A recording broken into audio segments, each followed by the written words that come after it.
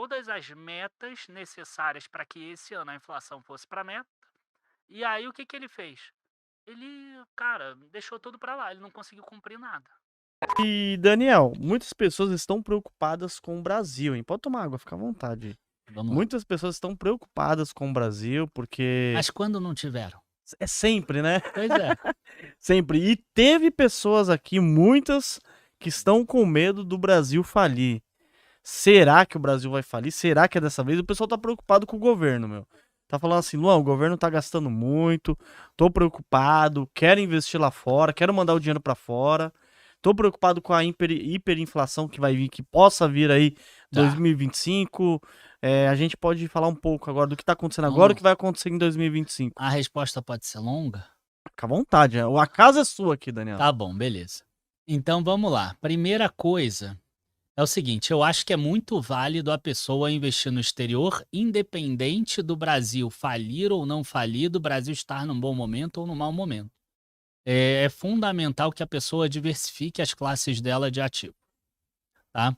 Então é importante que você tenha ativos no exterior, na tua carteira, e se você quiser diversificar em renda fixa também, eu acho que faz muito sentido sempre, tá?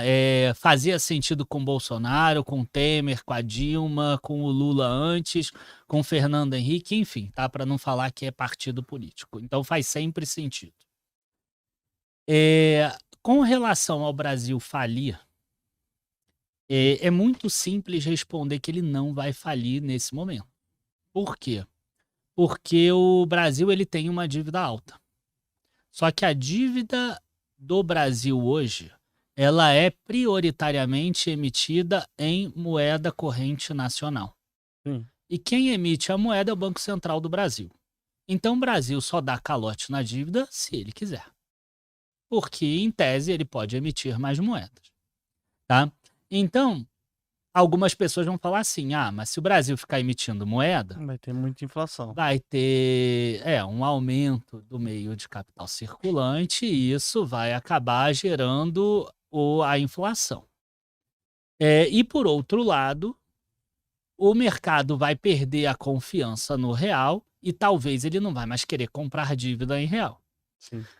Então, para mim, é assim, é muito simples. Eu acho que não tem previsão do Brasil voltar a emitir as notas do Tesouro Nacional em dólar, que eram as NTN-D, que talvez você não conheça, Não, não mas conheço eu não. já tenho uma idade, eu conheço lá de Você é trás, né? novo, pô. Então, a NTN-D era a nota do Tesouro Nacional em dólar, que funciona igual a NTN-B, que precisaria ruir um pouco. Então, esse seria um primeiro ponto para mim, tá? Hoje a gente ainda não vê isso. Então, independente do Brasil ir para 90% de dívida, 100%, 105, 110, etc., tá? Não teria impacto nesse momento inicial.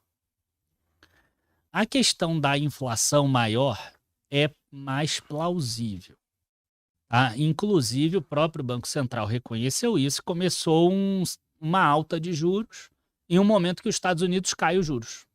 Eu, inclusive, falei assim: o Brasil, ele era o primeiro da turma, né? Ele era o aluno exemplar até o ano passado.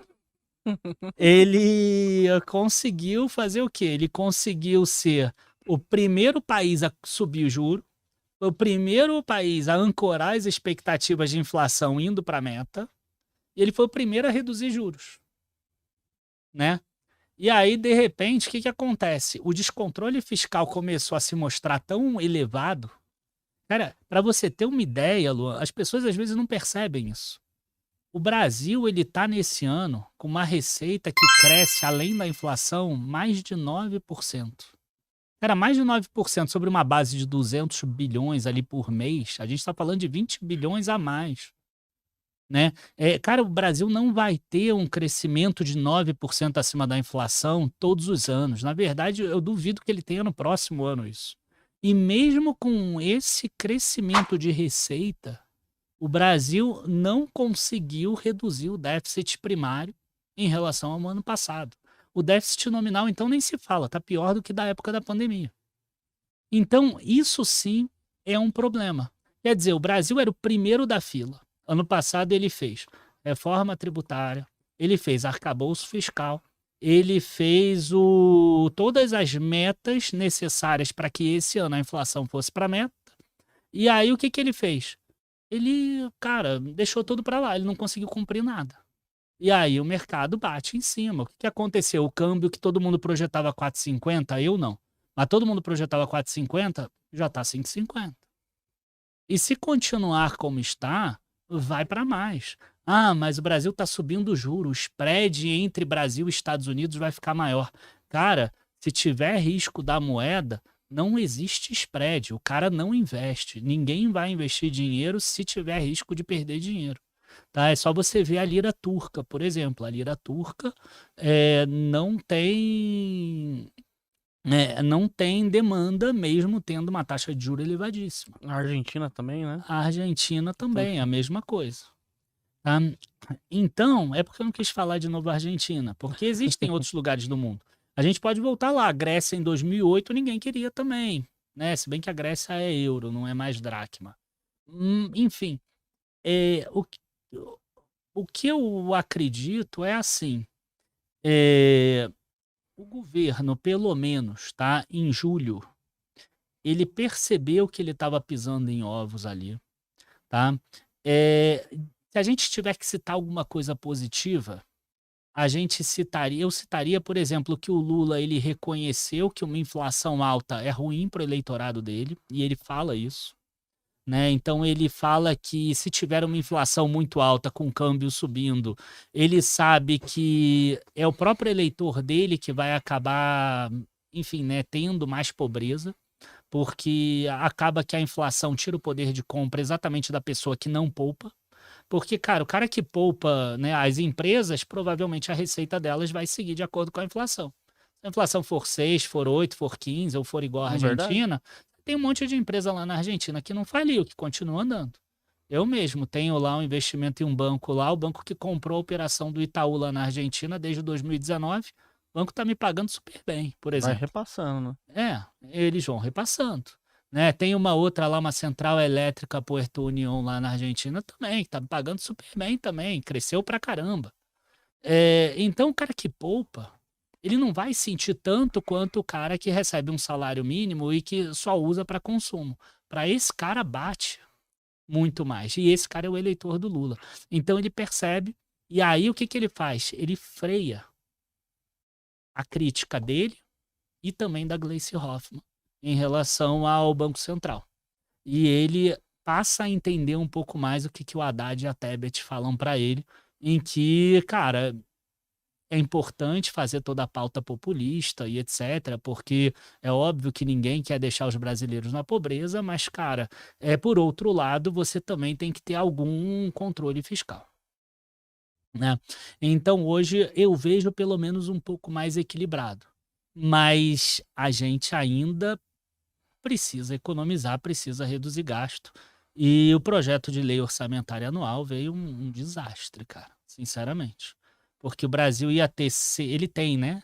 Pelo projeto de lei orçamentária, 130 ou 140 bilhões de reais de dinheiro novo, extra, além da inflação.